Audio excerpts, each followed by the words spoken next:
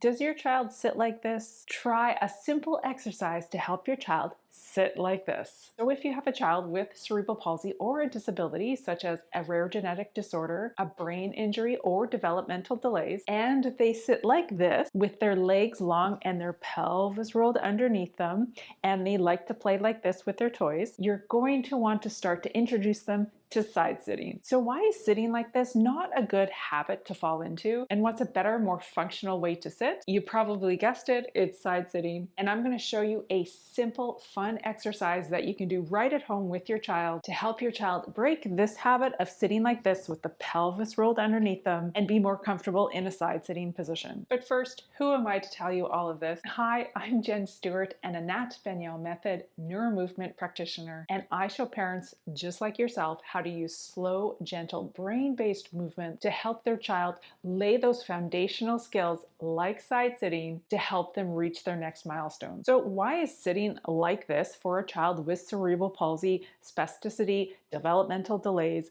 genetic disorder not a good idea for a habitual sitting pattern? First, sitting like this limits options. It's really hard to get into this position and out of this position, especially with the pelvis rolled under. Most kids sit like this because they feel stable. So they're trying to stabilize themselves. And why do they feel the need to stabilize themselves with their legs out long and wide like this? Is because they don't have freedom of movement in the pelvis. Their brain hasn't been able to map the freedom of movement in the pelvis. And so the pelvis is often rolled under like this, kind of locked in this position. And when the pelvis is locked in this position, there's not a lot of options on how to sit. So they use their legs long like this and wide to stabilize themselves. And what you'll find is the kids will play with the toy right in front of them, very, very focused, with very little options to move into this position and out of this position. So why is side sitting a better option? Because it literally gives you more options. From side sitting, you can go back down to the ground and roll back down to lie down. From side sitting, you can easily get into a crawling position. And from side sitting, you can easily come up into a standing position. And in a side position, it's really easy to reach for things. Side sitting is a transitional stage for all of the other milestones. Side sitting is a transitional stage to get into the crawling position. Side sitting is a transitional stage to get up into a standing position and then into a walking position. It promotes a healthy freedom of movement of the pelvis,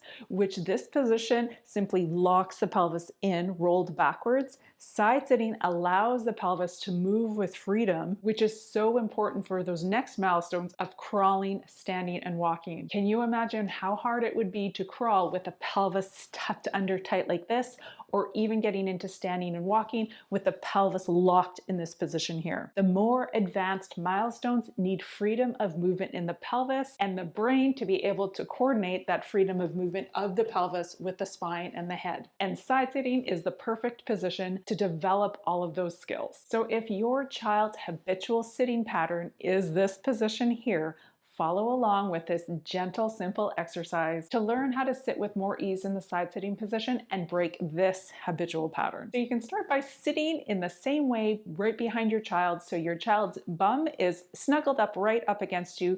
Their head or their chest is up against your belly here, and your legs are sitting in the same position as theirs. And you can begin by sliding your soft, gentle, supportive hands right underneath their knees. And you can simply begin to sink the right knee down to the right and bring the left knee over a little bit, and then sink the left knee down to the left and bring the right knee over a little bit, and continue doing that. And you can see my own legs are following the same movement pattern as well.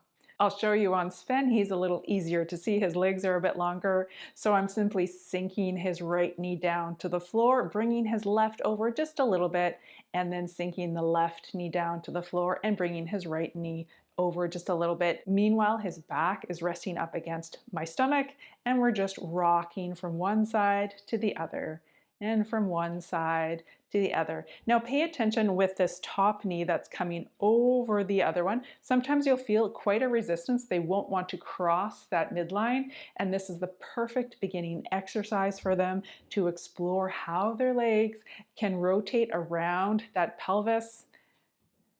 You never want to force anything. Make it fun, light, and playful, and go slow. So I don't want to see any fast swishing. Go very, very slow. Allow their brain to collect this quality information of one knee sinking down to the floor and the other one maybe following along, and the left knee sinking down and maybe the right knee following. And now the second step to this simple exercise is, as you're sinking the right knee down, bringing the left knee over as far as is comfortable, you yourself start to turn and look to the right, and then do the same to the left, sinking the left knee down, bringing the right knee over, and then turning to look to the left.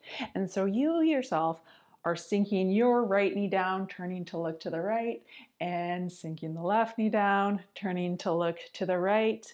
And if your child is leaning up against you as you're sinking the right knee down, I just have to move my hand for the sake of Sven here. You'll notice as you're turning to look to the right, your child that's leaning up against you, their chest and ribs are going to start turning to the right as well. And then as you sink the left knee down, bringing the right knee over, you'll start to feel their chest turn to the left as well. And so you can continue doing that movement nice and slow and gentle, never going too far, keeping it within their safe, comfortable zone. Remember, only safe, comfortable brains are in the learning zone. And you can do a combination of these movements a few times throughout the day, and you're simply prepping the brain or laying the foundation for the brain that, hey, maybe as the right knee sinks down to the ground, the left knee might be able to swing backwards, turning to look to the right, rolling on that pelvis, having that pelvis be able to roll in 3 dimensions. We're introducing this concept to their brain, so we have to go nice and slow and use quality information. And over time, you'll find this movement becomes easier and easier, and you might be able to bring that top leg a little bit farther over and turning to look more and more over, and exploring both sides, gentle and easy and slow. And when you get to the point where they are comfortable to side sit a little bit like this, you can use your leg as support if they need the extra support. Bring their arm over your one leg. Here he's side sitting comfortably, arm resting over my one leg here. You can find an interesting toy to play with here on this side of your leg. And so this often becomes a safe, supportive, comfortable position for your child to play in over top of your leg in a modified side sitting position that's allowing their brain to experiment with that rolling the pelvis a little bit forward, a little bit sideways as they're reaching for that interesting toy, and brings them out of that habitual pattern of being locked into this position here. So hopefully this is helpful and gives you some ideas of what to try. And if your child isn't sitting independently quite yet, here are 3 things that you should avoid while teaching your child how to sit.